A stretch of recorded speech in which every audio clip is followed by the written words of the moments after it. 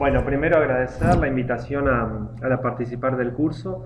Mi nombre es Héctor Telechea, soy docente de la Facultad de Medicina en el Departamento de Farmacología y Terapéutica y también en el área, en la Unidad de Cuidados Intensivos de Niños del Centro Hospitalario Pereira Rosell. El tema por el cual nos han convocado al Departamento de Farmacología es hablar sobre el uso racional de los antibióticos dentro de las infecciones intrahospitalarias y a nivel hospitalario. ¿tá? Por tanto, me planteé como objetivo de esta clase uno bien puntual, que va a ser más que dar una clase magistral sobre infecciones intrahospitalarias, qué antibióticos utilizar en la bacteriemia asociada al catéter, la neumonía asociada a la ventilación mecánica, etc. Me pareció más interesante fue compartir en esta presentación las experiencias de trabajo sobre uso racional de antibióticos a nivel hospitalario.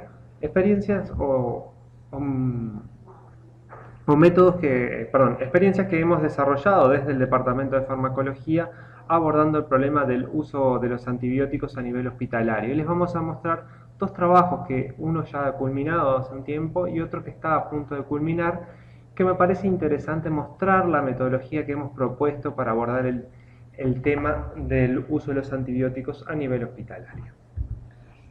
Primero, se llama uso racional de antibióticos la clase, pero existe una definición de lo que se llama uso racional de medicamentos, que no la inventamos acá en el Departamento de Farmacología ni cerca. Es la Organización Mundial de la Salud que propuso esta definición de uso racional de medicamentos y es la que aparece en la parte de abajo de la diapositiva. Y se define como aquella situación en la cual los pacientes reciben la medicación adecuada a sus necesidades clínicas en dosis correspondientes a sus requisitos individuales durante un periodo adecuado y al menor costo posible para ellos y para la comunidad. ¿tá? Algunas cosas dentro de la definición son muy claras, pero la última, para hablar de uso racional de antibióticos, habla al menor coste posible. El coste no es solo lo económico, sino también las consecuencias que pueden derivarse de un uso inapropiado de un grupo de medicamentos. En los antibióticos es bastante sencillo poder pensar cuáles son los usos inapropiados, cuáles son las consecuencias de su uso inapropiado.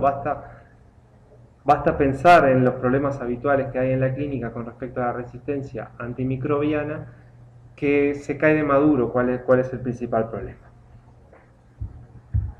Entonces, el grupo o los antibióticos como grupo tienen algunas peculiaridades que lo hacen realmente un grupo farmacológico muy importante.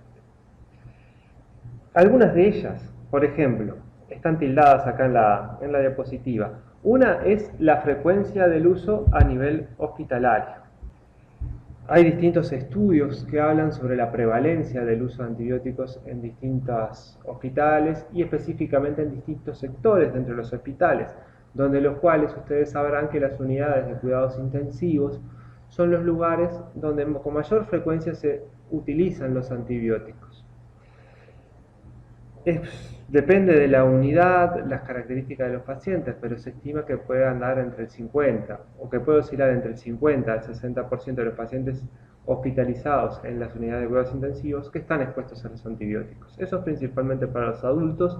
Después les voy a mostrar la realidad del CTI pediátrico del Pereira Rosell.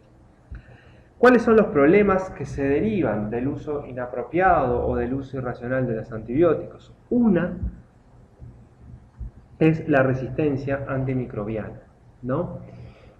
Está más que demostrado ya que existen casos muy elocuentes de que la exposición previa a los antibióticos es el principal factor de riesgo para el desarrollo posterior de resistencia. Eso es un hecho indiscutido. Pero ¿por qué este grupo de antibióticos, el grupo farmacológico de los antibióticos, se presta para que se dé un uso irracional? Es por las creencias que tenemos los médicos sobre los mismos. ¿Por qué? Porque uno, al indicar el antibiótico, en general no va a observar un daño. Es verdad, probablemente se lo indica durante 7, 10 días, más que lo más probable que pueda llegar a ocurrir pensando en efectos adversos es algún rash cutáneo. Pero en el momento no vamos a evidenciar el efecto adverso. Pero es a largo plazo que se empieza a cambiar la flora microbiana. Y es ahí que surgen los problemas con respecto al uso inapropiado, cuando no hay demostrado una infección bacteriana de los antibióticos. Créanme que esa es una creencia que tenemos los médicos con respecto a eso, y es lo que nos permite usarlos con cierta tranquilidad los antibióticos en situaciones en las cuales no hay demostradas infecciones bacterianas. Bien, yendo a cumplir el objetivo que nos planteamos para esta clase, que era mostrarle nuestra experiencia de trabajo sobre el uso de antibióticos a nivel hospitalario. Me pareció interesante mostrar esta experiencia. ¿Por qué? Porque incluso puede ser un punto de partida para replicarla a las mismas y abordar el tema de los usos antibióticos. Por el año 2007, este trabajo se realizó en el año 2007 aproximadamente. Nos planteamos ver cómo fue la evolución del consumo de los antibióticos y a su vez de la susceptibilidad antimicrobiana cuando había aparecido aproximadamente por el año 2002-2003 el Staphylococcus aureus resistente a la meticilina a nivel comunitario. Entonces nos planteamos este siguiente trabajo, ¿no? El objetivo de este es lo que se muestra, se observa en el título, que fue primero determinar el consumo y posteriormente relacionarlo con la resistencia antimicrobiana. ¿Tá? ¿Cómo hacemos para determinar el consumo de un antibiótico a nivel hospitalario sin meternos en profundidad en ese tema? Pero no es correcto, el consumo no se debe expresar en determinado año se dispensaron tantos miligramos de vancomicina, tantos miligramos de clindamicina, tantos miligramos de acitromicina, por ejemplo. Lo correcto es expresarlo a través de lo que aparece acá, la DDD. La DDD es la dosis diaria definida, que es la forma que determinó la Organización Mundial de la Salud en la cual deben expresarse el consumo de medicamentos en general, no solo los antibióticos. Existe una fórmula de dosis diaria definida que puede ser calculada a nivel comunitario, que no es la que aplicable para nuestro estudio, y existe una fórmula, que es la que aparece aquí a continuación, que es la aplicable para determinar el consumo de medicamentos a nivel hospitalario, ¿tá? Y ahí se expresa de la siguiente manera, que es la dosis diaria definida cada 100 camas. ¿Cómo se calcula esto? Bueno, ahí como ven ahí, se debe expresar el consumo de un determinado medicamento en miligramos en un periodo determinado, ¿tá? Dividido la dosis diaria definida en miligramos. La dosis diaria definida habitualmente de un medicamento es aquella que es la dosis utilizada en su principal indicación en adultos. En pediatría muy rara vez tenemos una dosis diaria definida, pero se extrapola la del adulto para la pediatría. Dentro de esa fórmula están los números de días incluidos en el periodo que se va a realizar el estudio, el número de camas a nivel hospitalario y el porcentaje de ocupación. Una vez obtenido ese valor de las dosis diarias definidas, que ahora les voy a mostrar lo que dieron en este estudio, debe relacionarse cómo evolucionó el consumo, o cómo evolucionó, si bien digo, el consumo de antibióticos con la evolución de la resistencia antimicrobiana, ¿no? Que eso es como el patrón más fidedigno para poder cotejar consumo de antibióticos. A continuación se lo voy a ir mostrando. Antes de seguir, una pequeña aclaración. En este estudio, el consumo del fármaco se determinó a partir de la cantidad de ampollas que se dispensaba de la farmacia hacia los servicios de internación. Por tanto, sabíamos los miligramos, por decirlo de alguna manera, los miligramos que se dispensaban de la farmacia hacia los servicios en los cuales asistían los niños. Pero ¿cuál era la limitante? Que exactamente no sabíamos la cantidad que recibían de cada antibiótico exactamente. Era una estimación, está aclarada como una de las limitantes del trabajo, pero no lo invalida para nada. Entonces, dentro de esta experiencia, en esta tabla como muestra el título, se muestra la evolución del consumo de antimicrobianos, que va a estar expresado en la forma correcta, como dijimos, en las DDD cada 100 camas. Esto fue en el periodo desde el año 2001 hacia el año 2006. Recuerden que a partir del año 2002-2003 fue que se encontraron los primeros aislamientos de Staphylo aureus resistente a meticilina a nivel de la comunidad. ¿Tá? Y por ejemplo, estos fueron los antibióticos que se incluyeron en el estudio. Si vemos cómo se comportó la cefradina, que era el antibiótico más utilizado para el tratamiento de las infecciones estafilocócicas comunitarias, previo a la aparición del Staphylo aureus metiresistente, vemos que en el 2001 su DDD dio 0.036. Al 2006, que era ya un periodo en el cual se había expresado plenamente el Staphylo METI-R a nivel comunitario, vemos que la dosis diaria definida, o sea que el consumo, la dispensación de ese consumo de ese antibiótico disminuyó. ¿Ah? ¿Cómo se comportaron los otros? ¿No? Debido a la presencia del estafilo METI-R comunitario, se cambiaron las pautas y se cambió el patrón de uso de antibióticos.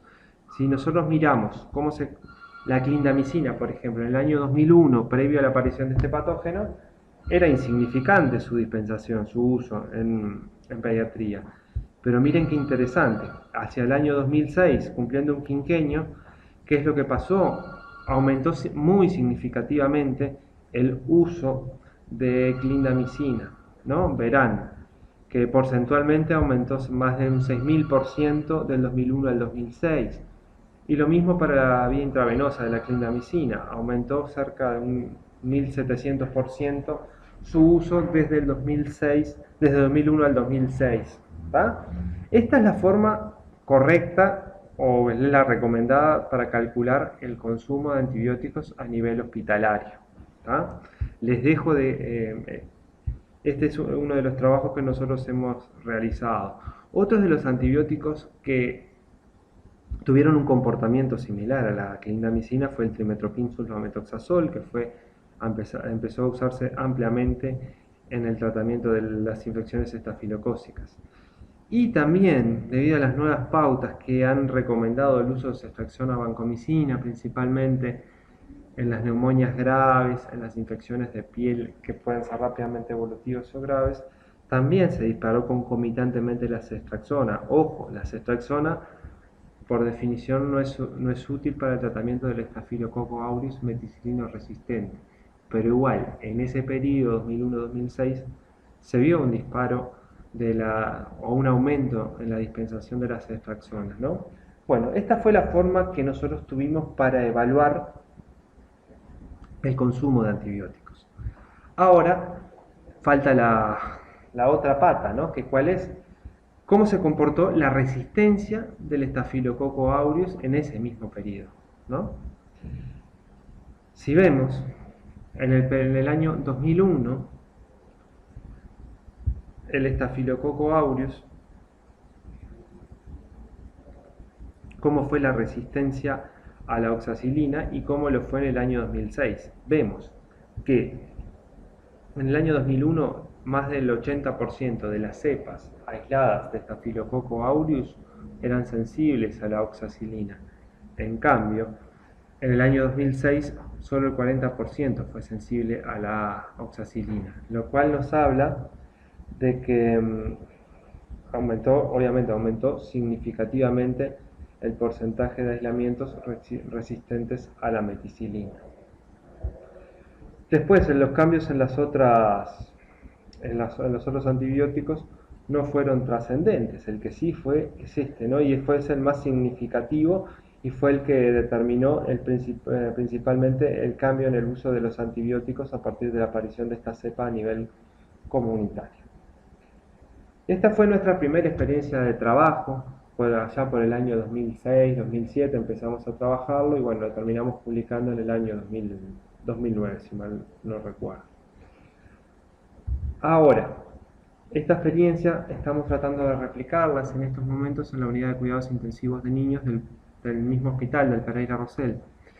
¿Por qué elegimos esta este sitio porque es un CTI grande de 20 camas en el cual hay pacientes de elevada complejidad, y en este el uso de antibióticos es sumamente frecuente. En un estudio que todavía no se ha publicado, se ha estimado que alrededor del 70% de los niños que se encuentran hospitalizados en la unidad reciben antibióticos. ¿Ah? ¿Por qué también es importante el uso de antibióticos en las unidades de cuidados intensivos pediátricos? Porque tiene una elevada prevalencia de infecciones, o elevada, no sé, es más frecuente las infecciones intrahospitalarias más que en los otros sectores de internación. ¿Cómo hicimos nosotros para poder calcular el consumo de antibióticos? Acá tuvimos una ventaja, que la unidad de cuidados intensivos de niños del Pereira Rosell cuenta con lo que se llama una unidad de fraccionamiento y que funciona desde el año 2009. Por tanto, desde esa fecha nosotros supimos la dosis total que recibía cada niño de los antibióticos que tuvo indicado. Por tanto, pudimos calcular exactamente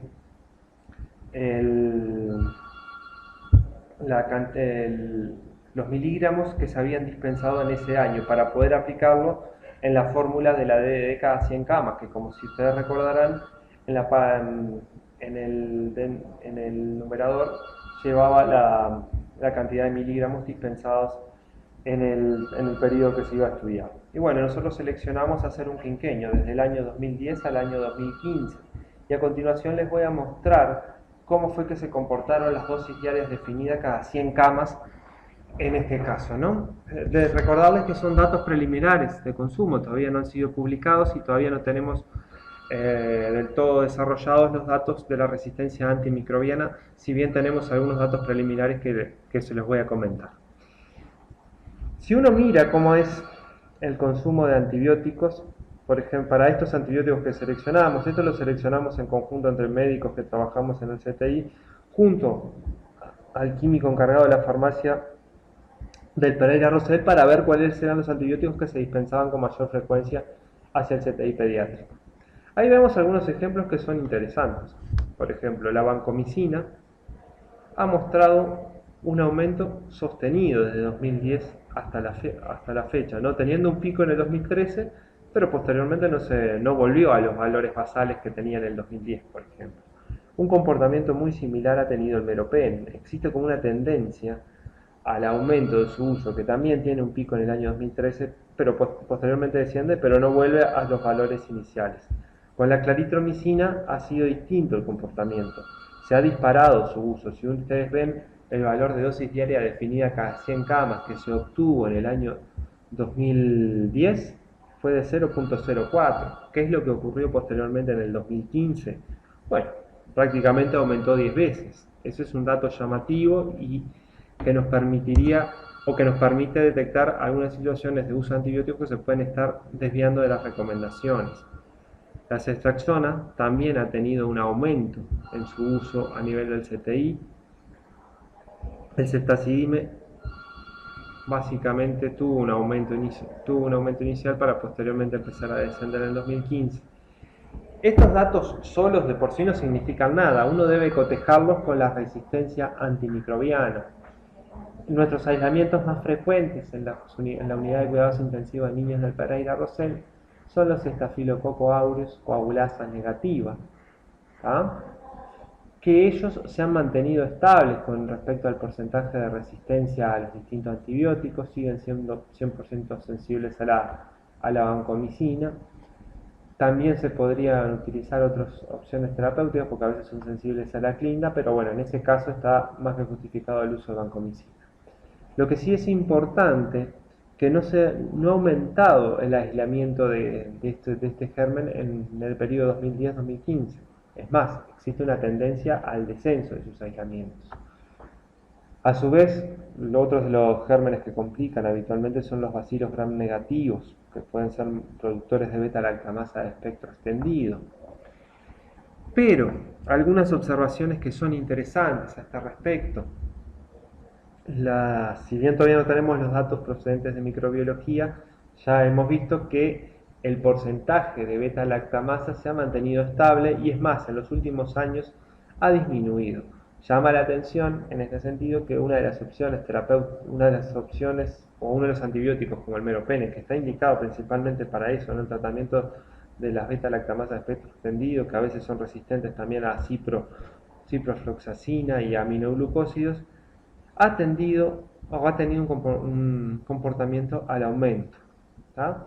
Pero bueno, todavía ese es el trabajo que nos queda pendiente, cotejar estos datos con los datos de resistencia antimicrobiana.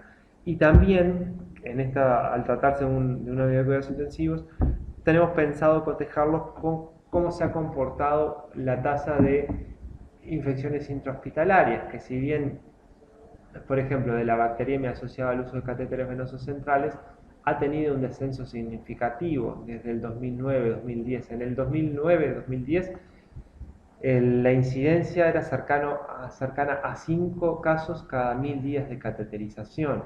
Ya en el 2012-2013, que se aplicó un protocolo de trabajo centrado en el momento de la inserción del catéter, se logró disminuir esa incidencia cercano a ser entre 2 y 3 casos cada 1000 días de cateterización. En este momento estamos relevando nuevamente la incidencia y es probable que la incidencia ya esté por debajo de sea menor a 2 casos cada 1000 días de cateterización. O sea que impresiona haber una tendencia a la disminución en la incidencia de las infecciones intrahospitalarias. Bueno, eso también va a tener que ser cotejado posteriormente con el uso, con la dispensación de los antibióticos. Hasta acá llegan las experiencias que les quería mostrar en esta oportunidad. Como punto de partida, si a ustedes les interesa el tema, que podría perfectamente replicarse estas experiencias en hospitales donde ustedes trabajan. Bueno, entonces, a partir de esto, les propongo como por llamarlo de alguna manera, un checklist al momento de indicar antibióticos, ¿no? Primero, que exista una sospecha fundada de que hay una infección bacteriana. Obviamente no vamos a tener los cultivos al momento de indicar los antibióticos, ¿no? Pero bueno, las bacterias tienen su clínica que habitualmente te permite diferenciarlas de las infecciones virales, etc. Tratar de tener una fuerte sospecha de que existe una infección bacteriana y que requiere el uso de antibióticos. No olvidarse del segundo paso, siempre obtener muestras previo al inicio de los antibióticos. Esto es una verdad, que puede haber alguna excepción puntual, cuando el caso uno sospecha una sepsis, un shock o el inicio de un shock séptico, ahí no hay que demorarse, si no se puede obtener en 1 minuto, 2 minutos rápidamente los cultivos, habría que iniciar los antibióticos, pero es la situación puntual esa. Después, en la mayoría de las infecciones siempre vamos a tener tiempo para tomar las muestras y posteriormente iniciar los antibióticos. El otro paso esencial es tener un razonamiento o un pensamiento lógico ante la selección del antibiótico. Yo puedo leerme la última guía europea, norteamericana, que son muy buenas, pero aplicada a la epidemiología de las bacterias que están en Europa o en Estados Unidos, ¿no? Bueno, acá viene otra cosa que es esencial. Uno debe saber a qué son sensibles y a qué son resistentes las bacterias que circulan en los lugares donde yo trabajo, porque es eso lo que me va a permitir realizar una selección lo más racional posible de los antibióticos. Eso dentro de los pasos que se proponen, ¿no? Lo otro que debo conocer, que está dentro de la selección del antibiótico, son las características propias de los antibióticos, ¿no? Yo debo saber si penetran o no penetran al lugar donde yo tengo la infección.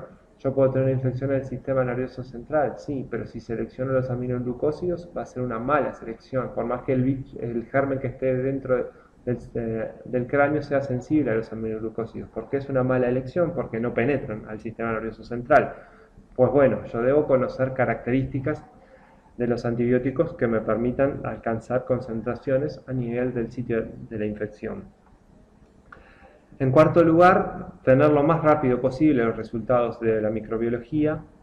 En caso de ser positivo, guiar el tratamiento según la etiología. Monitorizar la eficacia del tratamiento, y ahí uno me puede preguntar cómo monitorizarla. Y bueno, la clínica siempre es lo más importante, ¿no? La defervescencia de la infección ante la respuesta al antibiótico es el paso o es el criterio que sigue guiando la respuesta, ¿no? Vigilar la aparición de resistencia, pero eso dentro de una política de uso racional de antibióticos es esencial, la puede llevar a cabo los integrantes de las distintas sitios asistenciales, los integrantes del comité de infección, etc. Lo que sí es necesario es democratizar la información con respecto a la resistencia antimicrobiana. Eso es esencial para que los prescriptores de antibióticos los puedan utilizar bien. El paso siguiente es limitar la duración del tratamiento. Uno a veces se pregunta, bueno, a veces la neumonía lleva 7 días, 10 días, 14 días. ¿Basado en qué? A uno le queda la duda a veces, ¿no?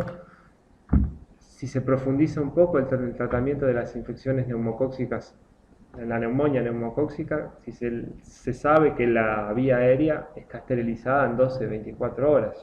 Con 12-24 horas se erradicó el neumococo de la vía aérea.